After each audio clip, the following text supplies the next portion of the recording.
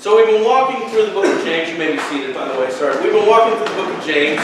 And now we're finally on chapter 3, which I like because it's a short chapter. So hopefully I can get through it quickly, but we're going to read some more scripture before there. And we've been learning that James is not what many people have thought it was. Martin Luther calls James a book of straw, hated it because he felt like it preached works instead of grace. There are a lot of pastors who take scriptures, especially James chapter 2, completely out of context, and then they like to beat their church members down with James chapter 2 and tell them that if they're not walking the walk, then how dare they tell other people that they're Christians.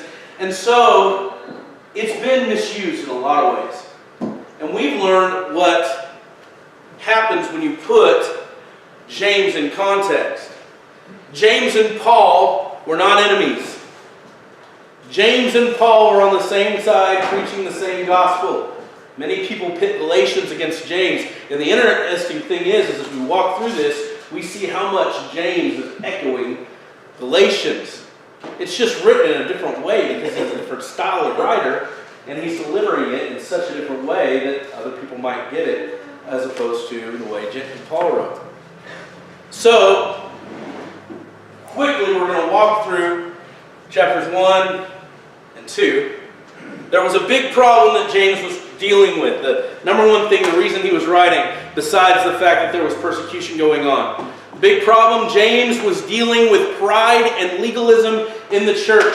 The same thing that we are dealing with today. And that we've been dealing with for 2,000 years, pride and legalism, because pride is sin. It's the natural result of sin. In fact, sin, for me, the definition of sin is desiring my own will above God's. And that is the definition of pride. They're synonymous. And so it's the same thing that they've been dealing with for 2,000 years. James is dealing with pride, and a natural byproduct of pride is legalism. A natural byproduct of pride is legalism. Those people that think they're pious and high and mighty, they're actually a byproduct of pride and sin. James 2, think and act, and this is the thing he repeats over and over again, think and act as those who will be judged by the perfect law of liberty. This is not the law in the Old Testament. This is the law of grace under which we are judged, which is through Jesus Christ. And when God looks at us, he sees Jesus Christ, he sees perfection, and that's how we're judged, by the law of liberty. That's what he's been talking about this entire book so far. James 1, he starts out talking about persecution. He tells us to have joy during trials. When we don't understand what's going on, and you can go back and read this, James 1, we did this a couple months ago, well, before Christmas, so a while back. When we don't understand what's going on, we can gain wisdom through prayer. If anybody desires to understand, let him pray diligently. But not as one not having faith, but as one having faith, trusting that God is going to deliver. Then he tells us to have an eternal perspective, which is so hard for us to do, to live for eternity, because, especially in America, because there's so much going on around us, and so much that we can live for today. He tells us to have an eternal perspective, keep our eyes on the prize, which is eternity through Jesus. He tells us that there's a difference between trials and temptations. Trials are allowed by God because they test us and make us more into the person that Christ wants us to be in Him. They make us into little Christs. Temptations are our own selfish response to trials. It's what happens when our pride kicks up and we are tempted to slough off, or we're tempted to do something we shouldn't, to relieve ourselves because of the trials we're going through. And then he tells us the best way to overcome persecution is doing what you were born to do, which is to love God and to love others, to be His image on earth. And he moves on to James chapter 2, and this is where he punches them with a big problem. He talks about them showing partiality, treating others different than others.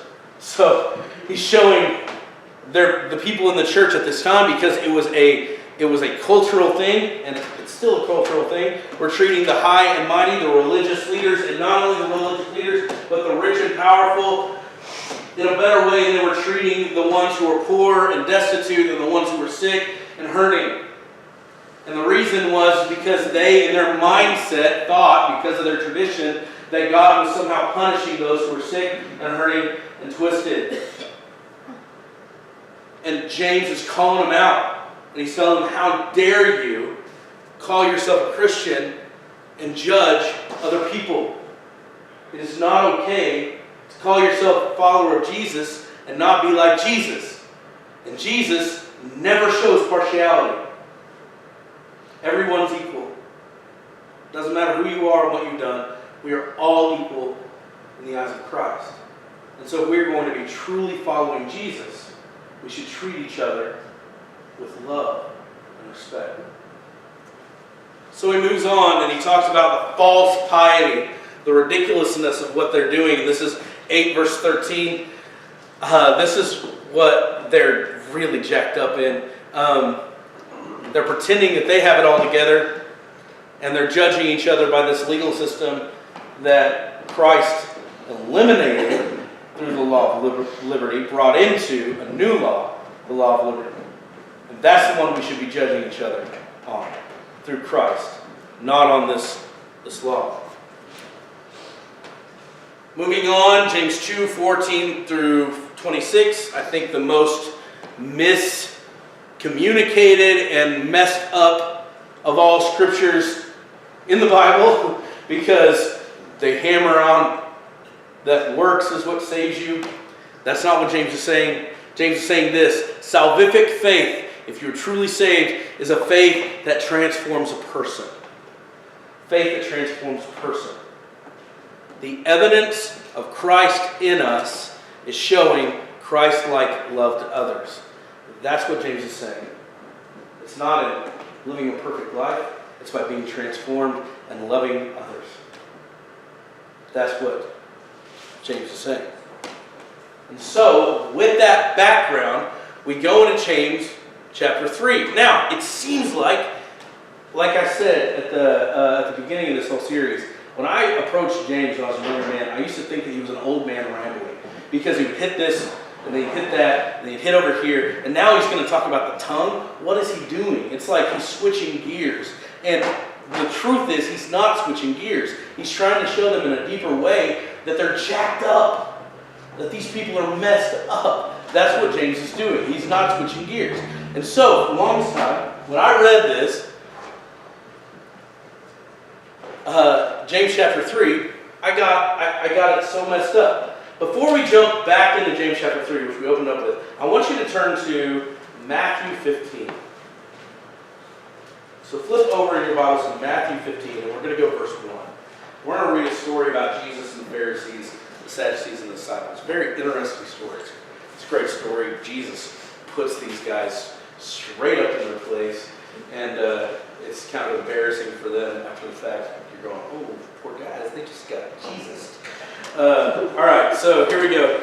Matthew chapter 15, and it says this. Then the Pharisees and the scribes came to Jerusalem to Jesus. They came from Jerusalem to Jesus and asked him, why do your disciples break the tradition of our elders? Does that sound familiar, by the way? I wonder how many of us have come out of churches, now business meetings, where we've heard, listen, we've always done it that way. That's our tradition. Don't break our tradition. Right? How dare your disciples break the tradition of our elders? For they don't wash their hands before they eat. Now, let's get over the fact that is kind of gross. Disciples don't wash their hands before they eat. Kind of. But at the same time, these Pharisees, man, they were looking for anything they could nail Jesus with and his followers. And so at this point, they're like, we got it. They don't wash their hands before they eat. Another time, they were walking through a wheat field on the Sabbath and picking the heads of grain and eating them, and they're like, how dare they do that, right? And so they are nailing these disciples on something they believe is a Levitical law, that you must wash your hands before you eat. And Jesus gets irate with these people. You ever want to see Jesus mad? We have this picture of Jesus. He's just, look at his eyes. He's so kind and loving. If you ever want to see Jesus mad, read Matthew 23, man. I mean, Jesus can get ticked off, and he can tell some people off. And mostly it's the Pharisees and the scribes, the Sadducees. So, this is Jesus getting mad. This is what he does. He answered them, and why did you break God's commandments? Ooh, it's all down. Because of your tradition. In other words, their tradition is leading them to break God's commandments. For God has said, honor your father and mother, and the one who speaks evil of father or mother must be put to death. But you say, whoever tells their father or mother, whatever benefit you might have received from me is a gift committed to the temple, he does not have to honor his father. Okay, so a lot of Jewish tradition in this. And here's what you got to understand. Most of the time, whenever we read honor your father and mother, who are we thinking of? Adults or children? Anybody? Children. We're thinking of we're thinking of children. We're thinking of children whenever we read the passage, honor your father and mother. That's not what God is talking about whenever he says that in the law at all. This is what he's meaning. Whenever your parents get older in age, take care of them, by which you are showing them honor. That's actually what that means. Shocker, I know some of you are looking at me like, ooh. And this is what they were doing. They got a way around that, and it was called the temple tax. It was actually called the Corbin. And what they would do is they would take their money, and this is the way they got out of paying a lot of different things. They would take their money and they would give it as a gift to the temple. But they could still use it for whatever they wanted. But whenever somebody asked them for some of that money, they could say, man, it's not mine, it's the temple's. It's kind of like the first bank of Jerusalem. It's the temple. Okay? And so by which they were getting out of a commandment, honor your father and mother. Now, think about this.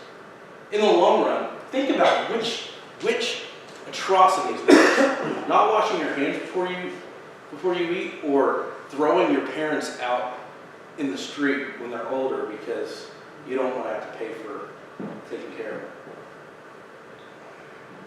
I mean, he smacks them right in the face with their own sin. Right? Basically what he's saying is, how dare you strain in a gnat and swallow a camel? Right? Get the log out of your own eye before you try to get the speck out of my disciples' eyes. How dare you do that? And then it goes on. He's angry. These people honor me, verse 8, with their lips, but their heart is far from me. They worship me in vain, teaching as doctrines the commandments of men. Summoning the crowd. Now he gets the crowd into it. Now this was a side thing. Jesus was talking to the Sadducees. He makes it a public thing. He brings everybody into it. Summoning the crowd. He told them, listen and understand. It is not what goes into the mouth that defiles a man, but what comes out of the mouth that defiles a man. Then the disciples came up to him and said, do you know that the Pharisees took offense when they heard this statement? It's like, dude, calm down. Chill out. The Pharisees, dude, they're not going to let you stand for this. Stop berating them, basically is what they're saying. They'll kind of nail you to a cross, which is what they did. And Jesus says, verse 13, he replied, every plant that my heavenly Father didn't plant will be uprooted. You know what that means? Those guys are going to hell. That's what that means. Think about that. Every plant that my Father didn't plant is going to go uprooted. And he's about to uproot. Leave them alone. They are blind guides. And if the blind guide the blind, both will fall into a pit. And then Peter replied, we don't understand what you're saying. Explain what you mean to us. We don't get this. And then this is what Jesus said. This is where I want to focus. It took way too long doing that, but this is what I want to focus on. Are even you still lacking in understanding? He asked. Don't you realize that whatever goes into the mouth passes in the stomach and it is eliminated? Good, he knows that. But What comes out of the mouth comes from the heart, and this defiles a man. From the heart comes evil thoughts, murders, adulteries, sexual immoralities, thefts, false testimonies, blasphemies. These are the things that defile a man. But eating with unwashed hands does not defile a man. This is what he's saying. These guys are focusing, these Sadducees, they're focusing on something that is totally off base. They're looking on the outside, the appearance. They're judging based on what they think they know about that person. They're looking on what they do, how they act, all this other stuff. And Jesus is saying, listen, that's not what they should be judging on. You know what they should be judging on? The heart. Sin is a heart issue. And because our hearts are naturally wicked, because we're born into this sin, what comes out of us is naturally wicked. And that's what Jesus is pointing at. So, flip back to James chapter 3. Not what goes into a man but comes out of a man. I wonder if James was thinking of this whenever he wrote this. This is what he says. Not many of you become teachers, my brothers, knowing that we will receive a stricter judgment. For we all stumble in many ways, but if anyone does not stumble in what he says, he is perfect man who also is able to control his whole body. We put bits. Sorry, I need to shift this over. Okay, Matthew 15. That's all what I said. Blah, blah, blah. Sorry, I forgot about this. Okay. So James chapter 3, 1 through there. Okay. We put bits in the mouths of horses, make them obey us. We also guide the whole animal. Consider ships. Though very large and driven by fierce winds, they are guided by a very small rudder wherever the will of the pilot directs. So too, though the tongue is a small part of the body, it boasts great things. Consider how large a forest a small fire ignites. And the tongue is a fire. The tongue, a world of unrighteousness, is placed among the parts of our bodies. It pollutes the whole body, sets the course of life on fire, and is set on fire by hell. Every creature, animal, bird, reptile, fish, is tamed and has been tamed by man. But no man can tame the tongue. That's the point. Underline that right there. No man can tame the tongue. It is a restless evil full of deadly poison.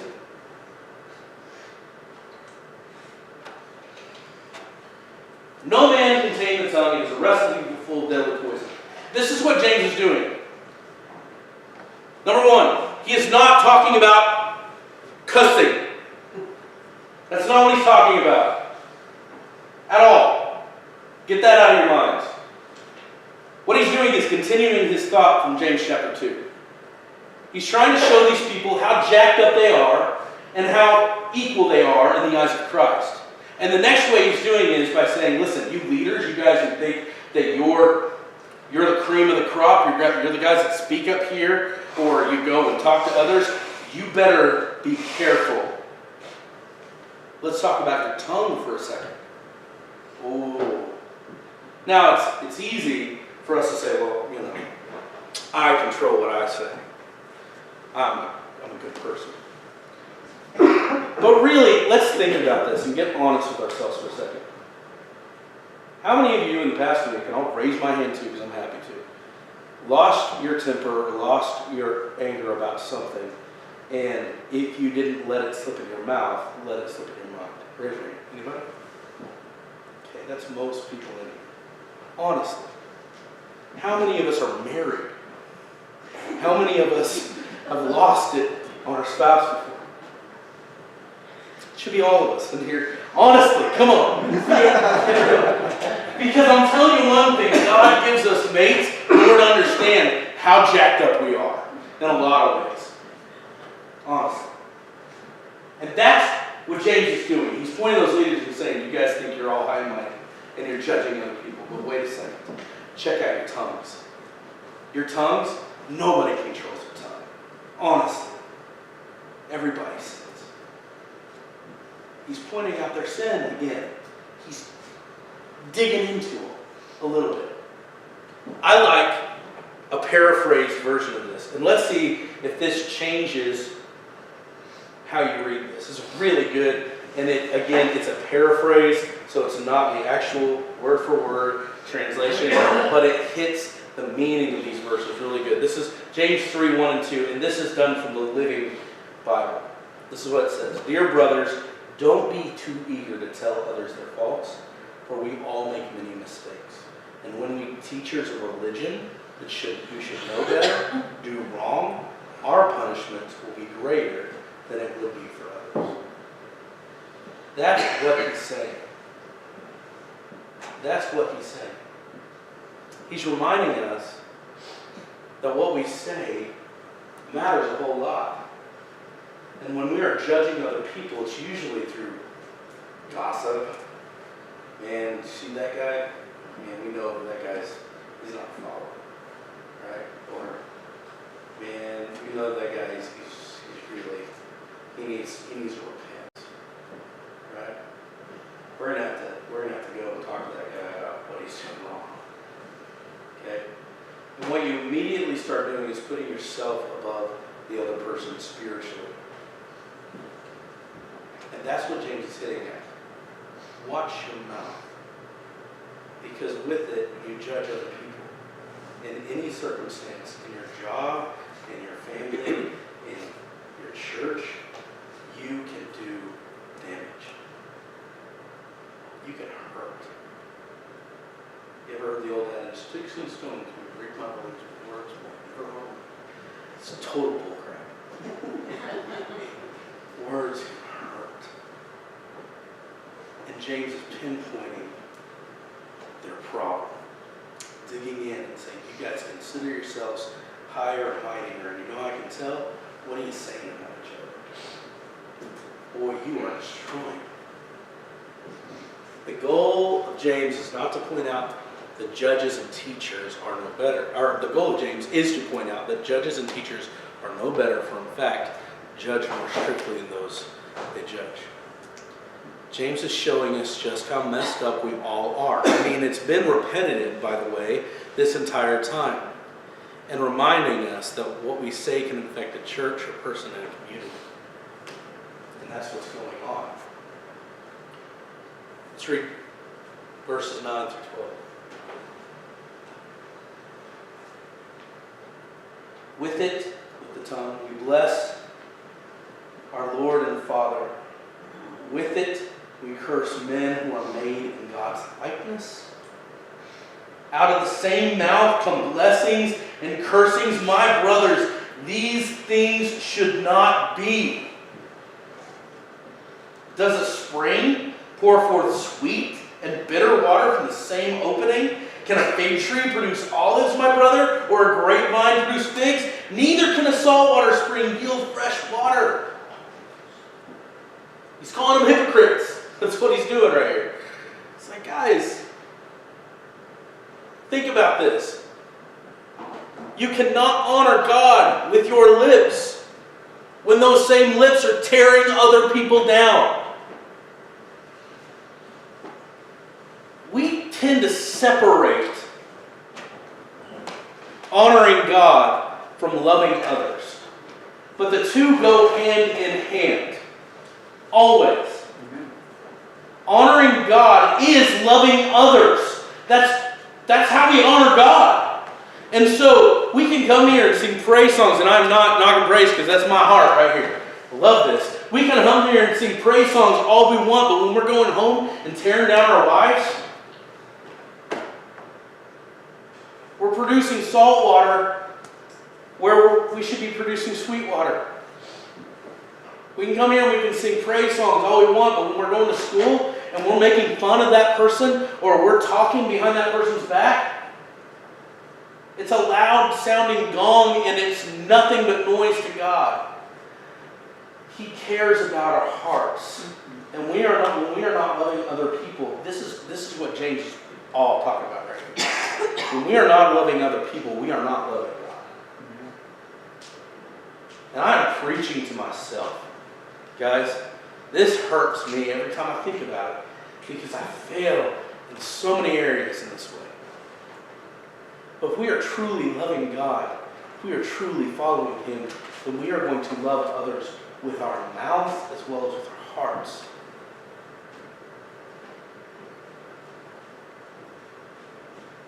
If your heart has truly been changed, your mouth will follow suit. You will practice the Shema naturally. It will become a natural thing to you. Loving God and loving others becomes a natural byproduct of serving God, of having your heart changed. It's not easy. It doesn't happen at first. It's a process, but it will happen. That's the truth. So then we think James shifts gears again. Because verse 13, it almost seems like verse 13 through 18 have nothing to do. By the way, I put up a quote, and I don't know if you can read it real quick, but I'm going to jump back and read that real quick because I love this. This guy, dang it, I wish I could see his name. Leighton is his last name.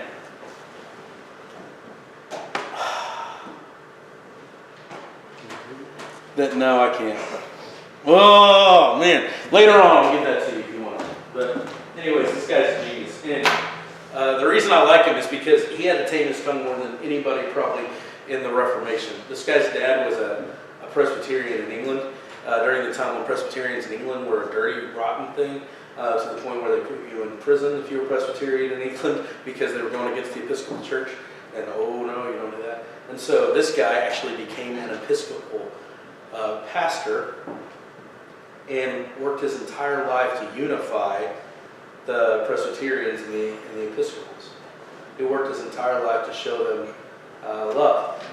And so he had to tame his tongue many times. And he talks about humility. Leighton is his last name. You can look him up pretty quickly. Anyways. Looks like it's Tom. Is that, hold on, I have another one here. And that might, Robert. Yeah.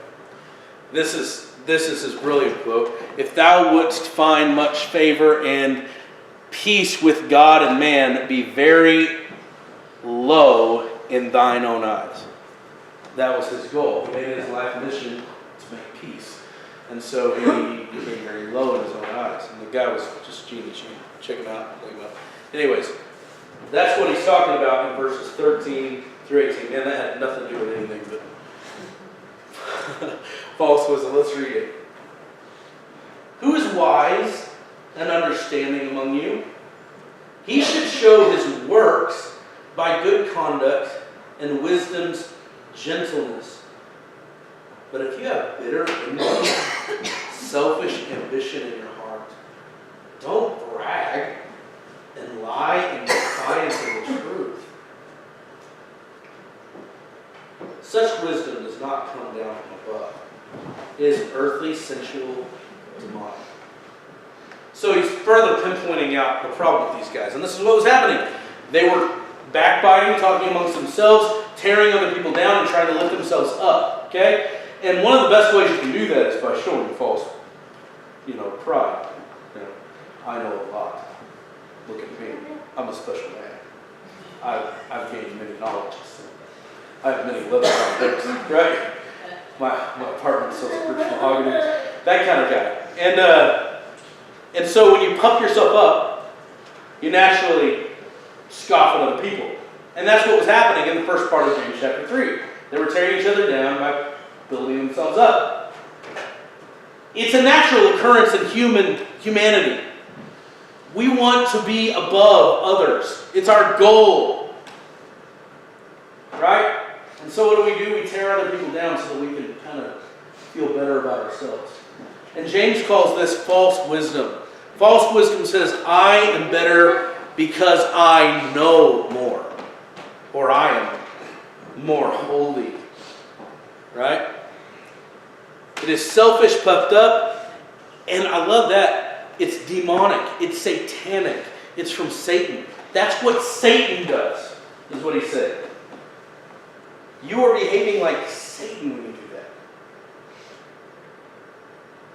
Satan's goal is to puff himself up, become prideful. Right? It's demonic. And then he says this. Such wisdom does not, verse 16, for where envy and selfish ambition exist, there is disorder and every kind of evil. But the wisdom from above is first pure, then peace-loving, gentle, compliant, full of mercy and good fruits, without favoritism and hypocrisy. And the fruit of righteousness is sown in peace by those who make peace. Underline that last verse, verse 18. And the fruit of righteousness is sown in peace by those who do what? By those who make peace. Translation. The only time that you should point out another person's sin, the only time when you should confront another person is if at first it's pure. So ask yourself this question. You see a brother in sin. Ask yourself this question. Do I love that brother? Am I loving that brother by pointing out this sin? Or is there some other goal in this for me? Is there some other reason that I'm pointing out their problem? Is it because they hurt me in the past? Is it because I'm trying to get better than them? Is it because I'm trying to look better in the eyes of other people? And if it is, stop. Don't go any further. You're not the person to point out another person's sin. Period. Does that make sense? You get that? It's at first pure. Then it's peace-loving. What is the goal of doing this? Is it to make peace or is it to make strife? If your goal is to make strife, stop. But if your goal is to bring that brother back into a peace, fellowship, loving connection with everybody else, you got two. Third, gentle. Are you gentle in this? Are you compliant? Do you listen to others in this? Are you full of mercy and good fruits? Is there any favoritism? And last but not least, are you being a hypocrite? If you can't check off every single one of those boxes, shut your mouth. Whenever you think you can confront somebody else on their own progress. Does that make sense? Do you get, is that going, are you understanding that? Because, verse 18, the fruit of righteousness, if you truly want to be righteous, and not fake righteous, but truly righteous, is sown in peace. True righteousness is peace by those who make peace. The biggest question is, are you a peacemaker? That's the mark of righteousness. So, you know, chapter 3 flows right along with chapter 1 and 2. It's not disjointed. It's all about loving God and loving others. It's all about humiliating yourself and putting others before you. And it's all about evening the church. Not judging others, but loving others. And one of the best ways we can do that is shut up, honestly. True wisdom says, regardless of what I think I know, love comes first. It is unbiased, open, and unified. That's wise.